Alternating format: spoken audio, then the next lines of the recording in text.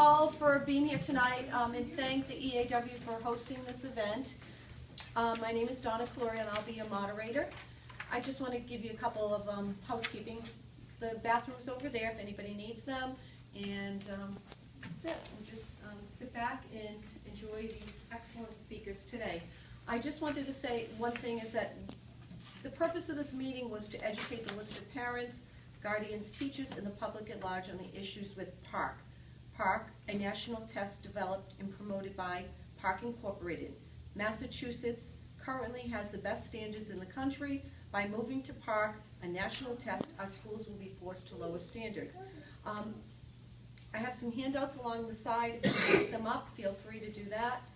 But I just wanted to make mention of one thing that, you know, when we talk about PARCC, people say, well, what's the difference between PARCC and the MCAS, which we're presently having now?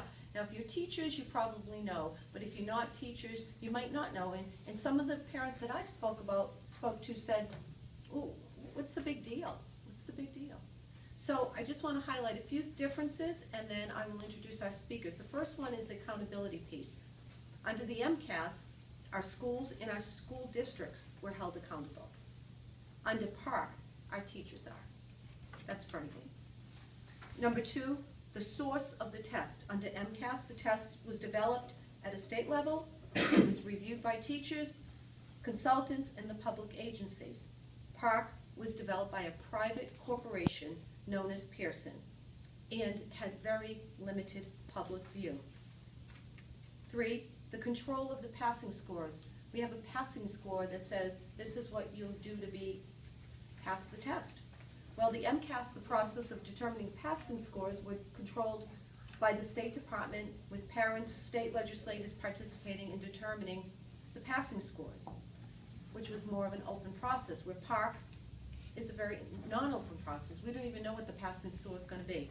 And it's also, too, we're in a consortium with PARCC, which means our passing scores will be affected by all the other states that are in this consortium with us. So there's 11 other states, so Arkansas, and I think New York, there's a couple of the states that we will all be together collaboratively to decide what the passing scores will be. Then in the MCAS, the fourth point I just want to make is that who will benefit financially from the test. In the MCAS, it was professional development providers. In PARCC, it's high-tech company because we have to have computers, and it's Pearson Publishing. So whatever you hear about the test is just a test. It doesn't drive curriculum.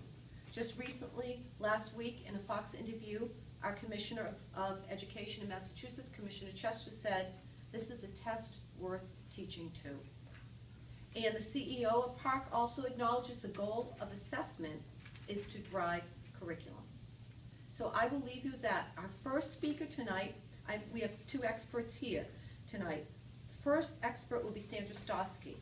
Now, I could go on and on about Sandra. I could give you all her credentials, but basically, she's one of the national experts on Common Core and PARCC. She has been on the Board of Ed. She has been a part of developing the curriculum and the standards in the state of Massachusetts, and she was on the validation committee for the Common Core. She has many expertise. So I'm just going to let Sandra just start right off the bat and go right to her, and then we'll have Brian. About 15 minutes each speaker, and then we'll have a Q&A, because I think that's the most important thing. Okay, Sandra. Thank you.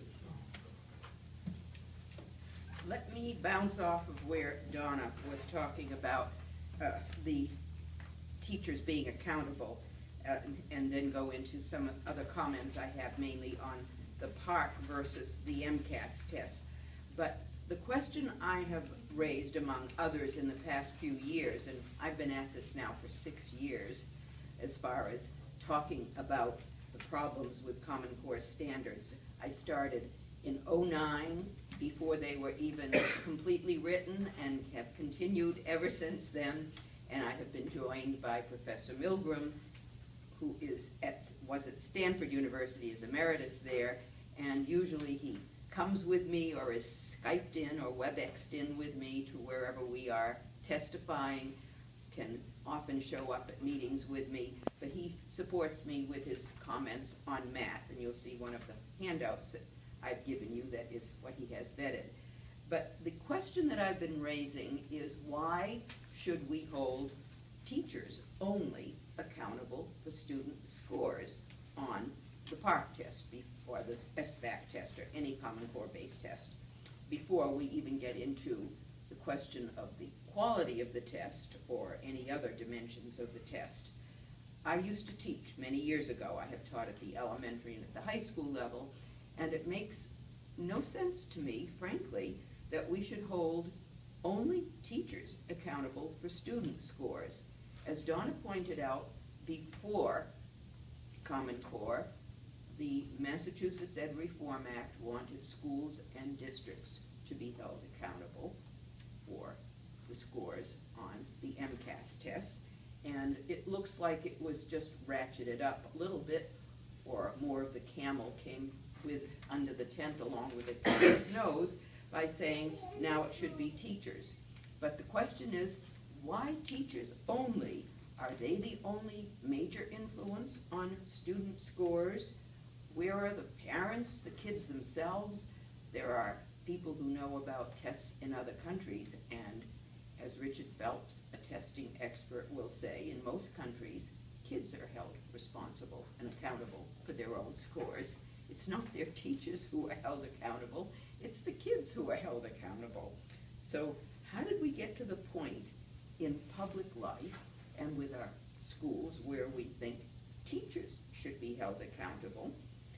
Where are all the others who have shaped their licensure requirements and professional development criteria? I have just finished writing a book that will be published next March by Roman and Littlefield on what I did with teacher licensure tests here in Massachusetts over 10 years ago.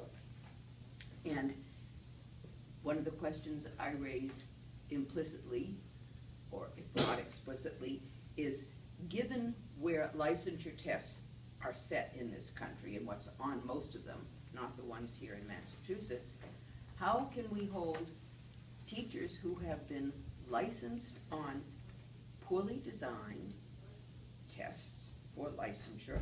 This is very different from the licensure tests for other professions, but how can we hold them accountable for teaching to Common Core standards when their own licensure tests were so impoverished that in many states, particularly those that use praxis tests that come out of ETS, and that's the larger number of states in this country, these are very poor licensure tests that mean that especially elementary teachers coming in are not adequately prepared to teach to demanding standards in mathematics.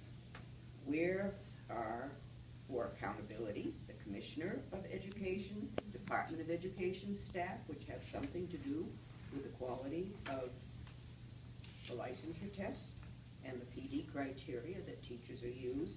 Where are the state boards and the education schools that are also involved in setting the pass scores and in determining what goes on a licensure test? Nowhere to be seen. It's simply teachers are to be held accountable.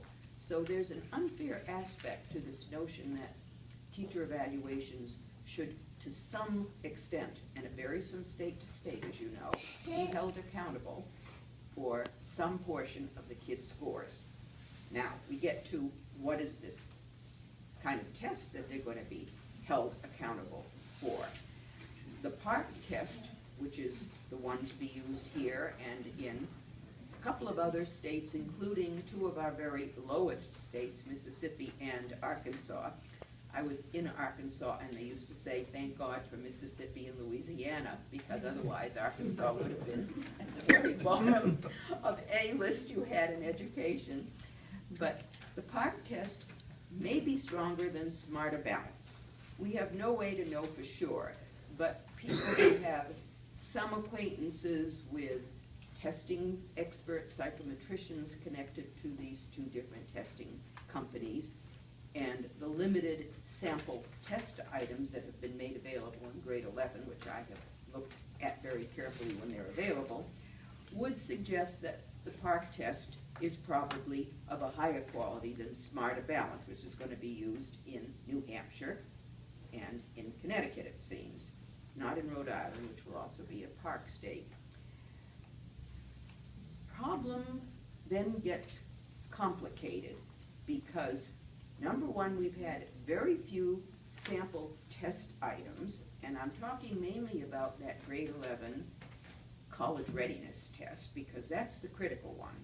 That's the one that links to higher ed, as you know, and means that if a student is declared college ready, they can take freshman and sophomore courses in college for credit. What that's going to mean in math, we still don't know yet. But it all depends on where the cut score or pass score is set, and how community colleges, four-year publics, never mind, selective colleges are going to respond to whatever the level of that pass score for that test, because the test has to be based on the grade 11 standards and Common Core, and grade 11 only goes as far as basically a weak Algebra 2. And that is something Professor Milgram, whom I rely upon for all my mathematical statements, has come out and said, and we also know from what Jason Zimba, a PhD in mathematical physics, who helped to write Common Core's math standards, said at a Massachusetts Board of Education meeting in March 2010, I was still on the board at the time, I asked him what college readiness meant, and he said it's minimal readiness for non-selective colleges. So this is what you have to think about.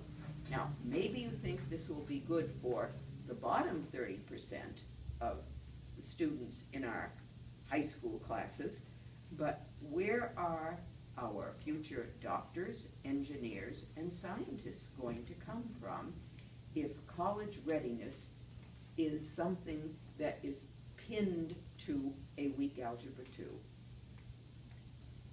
We have not asked in any way for higher standards for high school diploma requirements. Remember, in Massachusetts, a grade 10 test is given through MCAS that contributes to the high school diploma requirements.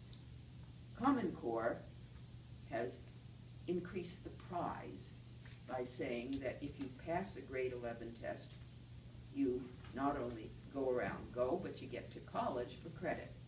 That's a huge difference, huge difference, and people need to understand that we're not talking about high school diploma requirements, for which the MCAS tested kids, as you know, in grade 10, and we've had rising scores with most kids passing, even kids who were in our low-income high schools, certainly all the kids who are in our regional voc tech schools, they have almost 100% pass rate now.